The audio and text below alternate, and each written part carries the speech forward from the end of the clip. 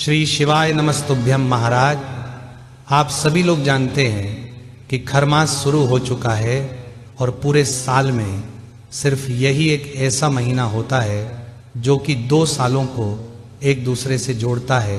यानी कि 2025 साल के या 15 दिन खरमास के रहेंगे और अगले 2026 साल के 15 दिन इसी खरमास के रहेंगे।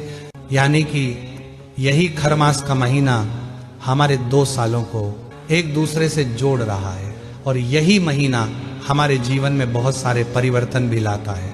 और इस महीने के कुछ ऐसे नियम होते हैं जिनका आपको विशेष रूप से पालन करना चाहिए, क्योंकि यही महीना आपके नए साल को आपके लिए अच्छा भी बनता है और आपके लिए बुरा भी बनता है। महाराज, ये महीना विशेष रूप से सूर्य देव को समर्पित होता है। भारत जब भी खरमास शुरू हो जाता है और जब तक वह समाप्त नहीं हो जाते हैं, इस बीच में सबसे मुख्य रूप से मांगलिक कार्य रोकते हैं। हिंदू मान्यता के अनुसार खरमास के दौरान कोई भी शुभ कार्य करने से आपको उसका अशुभ फल मिलता है। चलिए अब हम जान लेते हैं कि खरमास से जुड़े हुए कौन से वह नियम हैं जिनका आपको विशेष रूप से पालन करना चाहिए।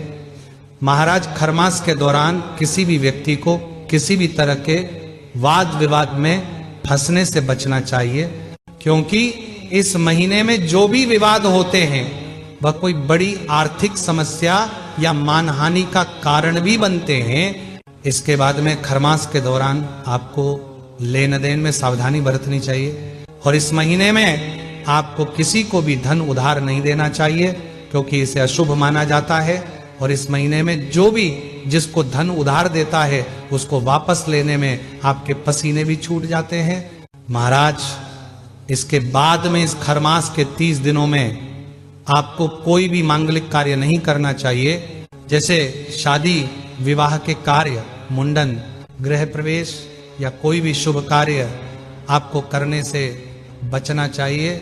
महाराज, इसके बाद में खरमास के महीने में आपको कोई भी नई चीज की शुरुआत नहीं करना चाहिए।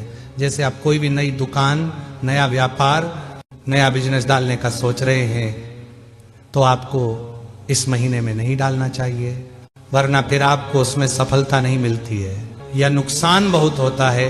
महाराज, इसके बाद में इस खरमास के महीने में आपको तामसिक भोजन का भूलकर भी सेवन नहीं करना चाहिए, वरना इससे आपके शरीर में और आपके जीवन में बहुत सारे गलत बदलाव आते हैं। महाराज, अब ये तो वो चीज हो गई जो कि आपको खरमास में नहीं करनी है।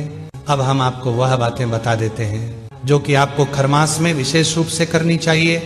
महाराज, हिंदू मान्यता के अनुसार खरमास के दौरान सभी लोगों को सूर्योदय से पहले उठकर स्नान ध्यान करना चाहिए और उगते हुए सूर्यदेव को अर्घ देना चाहिए और सूर्य देव के मंत्रों का जप भी करना चाहिए।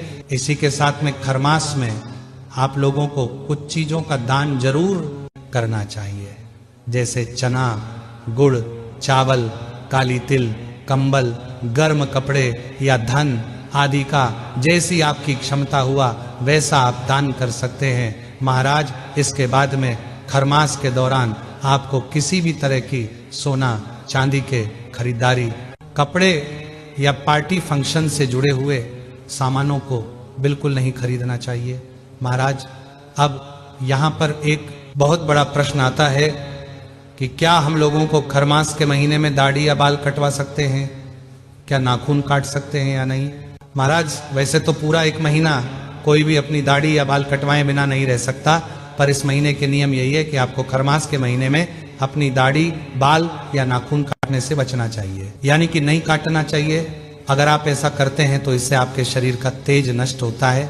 महाराज, जब सूर्यदेव धनु राशि में प्रवेश करते हैं तो खरमास शुरू हो जाता है, और जब सूर्यदेव मकर राशि में प्रवेश करेंगे मकर संक्रांति के दिन, तो उस दिन खरमास समाप्त हो जाता है और उसके बाद से फिर सारे शुभ और मांगलिक कार्य भी शुरू हो जाते हैं।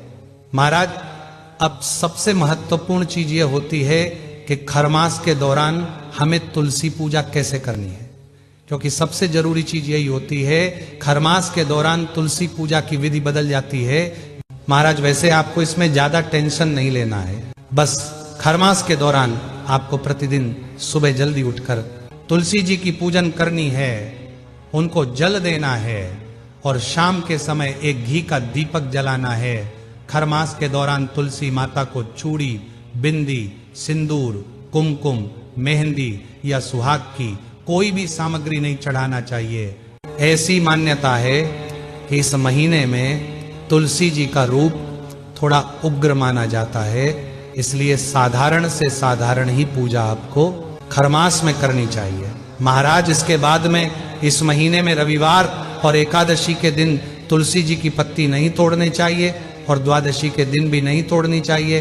महाराज अब हम आशा करते हैं कि आपको इस खरमास से जुड़े हुए सारे प्रश्नों के सही जवाब मिल गए होंगे, पर अभी भी अगर आपके मन में कोई प्रश्न है तो वह आप हमसे कमेंट करके पूछ सकते हैं। और आप हमारी ये वीडियो कहाँ से देख रहे हैं कमेंट में जरूर बताएं। श्री शिवाय नमस्तुभ्यम महाराज।